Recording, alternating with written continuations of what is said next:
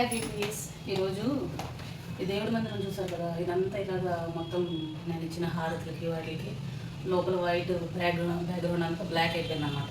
So ఈ lighting కూడా సరిగ్గా పడట్లేదు. నేను ఏదైనా డెకరేషన్ చేసినా ఏమైనా చేసినా డల్గా పడుతుంది అన్నమాట. అందుకని దీన్ని ఏమైనా కొత్తగా చేంజ్ చేద్దాం అనిపించింది. దానికోసమని చిన్న ప్రయత్నం మొదలుపెట్టాను. ఫస్ట్ దేవుడిని తీసుకొని పక్కన పెట్టుకొని నెమ్మదిగా స్టార్ట్ చేస్తాను. అది అంటే లైటింగ్ సరిగ్గా ఉండట్లేదు, కొత్తగా చేద్దాము దీన్ని అని చిన్న ప్రయత్నం మొదలుపెట్టాము. ఏం చేస్తా అన్నది మీరు కూడా చూసేయండి. ఎలాగో పూజా రూమ్ సర్దుతున్నాం కదా, దీని గురించి ఒక చిన్న టాపిక్ గురించి మాట్లాడుకుందాము. జనరల్గా ఇప్పుడు మనకి ఈ పూజల గురించి వాటి గురించి కొంతమంది గురూజీలు చెప్తూ ఉంటారు కదా, వాళ్ళు చెప్పిన దాని గురించి నేను మాట్లాడట్లేదు. ఆ చెప్పిన దాని కింద కామెంట్స్ మీరు ఎప్పుడైనా అబ్జర్వ్ చేశారా? అందరూ అడుగుతారు, నాకు ఏమో అసలు ఆ క్వశ్చన్ ఏంటన్నది నాకు ఇప్పటికొచ్చి నాకు అర్థం కాలేదు. అంటే ఎప్పుడు నా మైండ్లో ఆ క్వశ్చన్ రాలేదు. పీరియడ్స్ వచ్చినప్పుడు పూజ చేయొచ్చా, పూజ మధ్యలో పీరియడ్స్ వస్తే ఏం చేయాలి, ఇవన్నీ అడుగుతూ ఉంటారు. నువ్వు ఉత్తప్పుడు జనరల్గా ఎప్పుడు మనం భోజనం చేయటం ఏది ఏ టైం టేబుల్ డిస్టర్బ్ చేసుకోం. ఏదన్నా వచ్చింది, ఎవరైనా ఇంటికి చుట్టాలు వస్తున్నారు, లేకపోతే నీకు ఏదన్నా పని ఉంది అంటే ముందు మానేసేదే నువ్వు దీపం పెట్టడం మానేస్తావు. దేవుడి పూజ స్కిప్ చేయడానికనే ట్రై చేస్తాం మనం.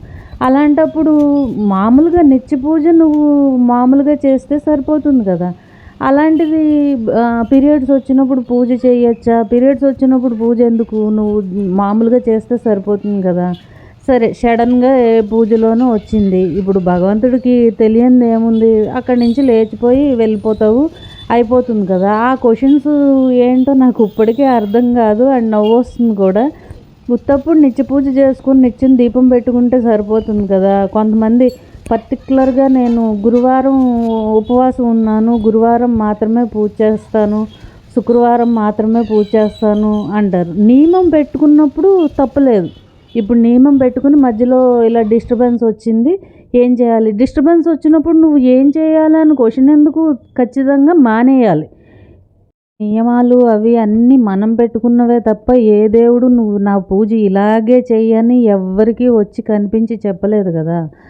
మనం మామూలుగా మనం అనుకొని నియమం పెట్టుకుంటే ఖచ్చితంగా చేస్తామని పెట్టుకున్నాం. నీకు బ్రేక్ వచ్చిందనుకో, ఆగిపోయి మళ్ళీ తర్వాత చేసుకో, కంటిన్యూ చేసుకో, ఎవరు వద్దని చెప్పరు కదా. దానికి అసలు అంటే ఆ క్వశ్చన్స్ నాకేంటో వింతగా అనిపిస్తాయి. ఎవరి మనోభావాలైనా దెబ్బతిని ఉంటే సారీ, ఏమనుకోవద్దు. అండ్ ఉపవాసం అంటాం, ఉపవాసం పేరు చెప్పి భోజనం మీదే దృష్టి. రేపొద్దున ఉపవాసం అంటే ఈరోజే ఆకలేస్తుంది నాకైతే, నేను నా సంగతి చెప్తున్నా. అలాంటప్పుడు అలా పెట్టుకొని భోజనం మీదే దృష్టి పెట్టుకునే కంటే ప్లస్ పండగలకి వాటికి ఏం చేస్తాం, 10 రకాల పిండి వంటలు చేస్తాం. పిండి వంటలు చేసి ఉపవాసం ఉండమంటే ఎట్లుంటాం? శుభ్రంగా కడుపు నిండా తిని దేవుడికి దండం పెడితే ఏ దేవుడు కాదనిలే. పొద్దున్నే టిఫిన్ చేసి పూజ చేసుకోవచ్చా? నీకు హెల్త్ ఇష్యూ ఉంటే టిఫిన్ చేసి పూజ చేసుకో, తప్పలేదు. ఏదైతే పూజ చేయటం అనేది ఇంపార్టెంట్, అంతే కదా. ఇప్పుడు నీకు ఒక కష్టం వచ్చింది, ఏ హాస్పిటల్లోనో ఉన్నావు, నేను హాస్పిటల్లో ఉన్నాను, ఇక్కడ దేవుడిని తలవకూడదు, ఇట్లాంటి డౌట్స్ ఎవరికి రావు జనరల్గా. పలానా చోట నువ్వు ఎక్కడో ఉండకూడని చోట ఉన్నావు, అక్కడ నీకు కష్టం వస్తే దేవుడిని తలవటం మానేస్తావా? ఆయన దేవుడు సర్వాంతర్యామి, నువ్వు ఎక్కడైనా తలుచుకోవచ్చు, ఎలాగైనా కొలుచుకోవచ్చు. కానీ దాన్ని అంటే ఈ క్వశ్చన్స్ అన్నీ అంటే నాకైతే ఈ మనం చేసేది స్కిప్ చేయడానికి అడుగుతున్నట్టు అనిపిస్తాయి.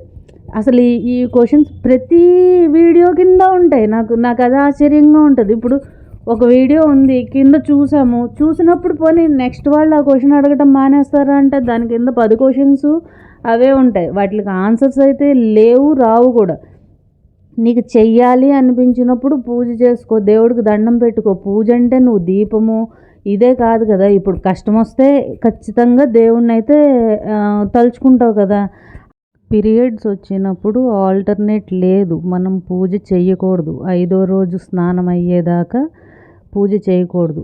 ఇది ఇంతే. ఈ సబ్జెక్ట్లో దీన్ని మనం రీసెర్చ్ చేసి ఆల్టర్నేట్లు వెతకటానికి ఏం లేదు. ఉత్తప్పుడు అందంగా పూజ చేసుకొని నిత్యం పళ్ళు ఎలా తోముకొని స్నానం చేసి ఇవన్నీ డిసిప్లిన్గా ఎట్లా టైం టేబుల్ పెట్టుకొని చేసుకుంటున్నామో అలాగే నిత్యం దీపం పెట్టుకోండి. ఇప్పుడు బ్రహ్మముహూర్తాన్ని లేచి పెట్టుకొని ఇది లేనప్పుడు, కుదరనప్పుడు నువ్వు ఏ టైంకి లేస్తావో, ఏ టైంకి స్నానం చేసి నువ్వు శుభ్రంగా ఉంటావో ఆ టైంకి దీపం అయితే మానకుండా పెట్టుకుంటే సరిపోతుంది కదా. దానికి అంటే సరే కాదు మీరు అలా చేసుకోలేకపోతున్నారు, చేసుకోలేనప్పుడు ఒక నియమం పెట్టుకోండి. అంటే మొక్కుకోండి, ఇన్ని రోజులు నేను పలానా పూజ చేస్తాను అని మొక్కుకోండి. అది కూడా మీకు డేటు టైము అన్నీ అయిపోయిన తర్వాత స్టార్ట్ చేసుకొని కంటిన్యూస్ ఎన్ని రోజులు చేయగలరో అన్ని రోజులు చేసుకుంటే అయిపోతుంది కదా. దానికి ఇంక సడన్గా వచ్చిన దానికి మనం ఏం చేయలేము. సో అప్పుడు కూడా మనం అక్కడ ఉండడానికి ఏం లేదు.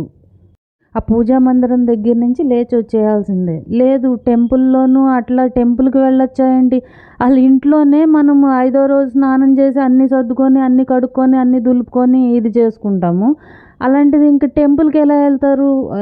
ఆ స్థలం ఇంకా పవిత్రమైంది కదా.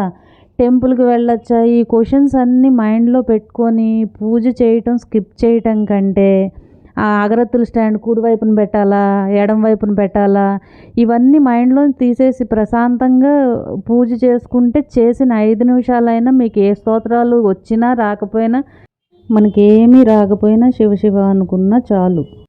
మనం దేవుణ్ణి అన్ని కోరికలు కోరుతాము, మనకు వచ్చిన కష్టాలన్నీ ఆయనతో చెప్పుకుంటాం కదా. ఆయనకి మనం చేయగలిగింది ఏంటి? ఒక చిన్న దీపం పెట్టడం, ఓ బెల్లం ముక్క నైవేద్యం పెట్టినా కూడా ఆయన సంతృప్తి చెందుతాడు కదా. అలాంటి దానికి ఇన్ని క్వశ్చన్స్, ఎలా చేయాలి ఏంటి, నువ్వు ఎలా చేసినా భక్తితో చెయ్యి. ఒక నిమిషమే చెయ్యి, నువ్వేం గంటలు గంటలు కూర్చొని అన్నీ చదవవసరం లేదు. భక్తితో చేసి ఒక నిమిషమే చేసినా చాలు కదా. ఆయన మనల్ని ఏది అడగలేదు, మనమే ఆయన్ని 100 అడుగుతున్నాం కదా. 100 కన్ఫ్యూజన్స్ పెట్టుకొని దేవుణ్ణి అలా కొలిచే కంటే ప్రశాంతంగా ఒక నిమిషం దండం పెట్టుకున్నా సరిపోతుంది. అండ్ ఈ సబ్జెక్ట్లో ఎందుకనో ఈ టాపిక్ మీతో షేర్ చేసుకోవాలని అనిపించింది నాకు, అందుకని చెప్తున్నా. మనం ఏ కమ్యూనిటీలో ఉన్నా ఉత్తప్పుడు ప్రతిరోజు మీరు చేసుకునే పూజ మీరు చేసుకుంటూ ఉంటే మనకు అవసరమైనప్పుడు మనం దండం పెట్టకుండానే, మనం పిలవకుండానే భగవంతుడు మనల్ని చూస్తాడు. దానికోసమని మనం ఇన్ని క్వశ్చన్స్ ఇన్ని కన్ఫ్యూజన్స్ అయితే అవసరం లేదన్నది నా ఒపీనియన్ మాత్రమే. ఇలా షేర్ చేసుకోవాలనిపించింది, చెప్పాను. ఎవరైనా దీనివల్ల హర్ట్ అయి ఉంటే సారీ. ఫైనల్గా నా పూజా మందిరం డెకరేషన్ అయితే అయిపోయింది. నేను పాత పూజా మందిరం అయితే ఇలా ఉంది. దీన్ని నేను నీట్గా ఇలా చేశాను. డోర్స్ తీసేసి పక్కన పెట్టాను.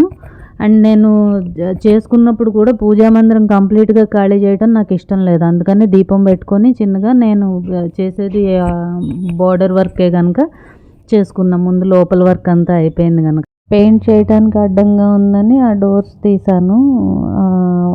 ఇప్పుడు అయిపోయిన తర్వాత డోర్స్ పెడతా. అయిపోయిన తర్వాత హనుమాన్ చాలీసా చదువుకొని హనుమంతుడికి పూజ చేసుకొని అప్పాలు కూడా నైవేద్యం పెట్టాను.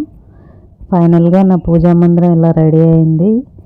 ఈరోజు వీడియో మీకు నచ్చితే ఏం చేయాలో మీకు తెలుసు కదా. లైక్ చేసి షేర్ చేసి సబ్స్క్రైబ్ చేసేసుకోండి. కామెంట్ చేయటం మాత్రం మర్చిపోకండి. జై శ్రీరామ్.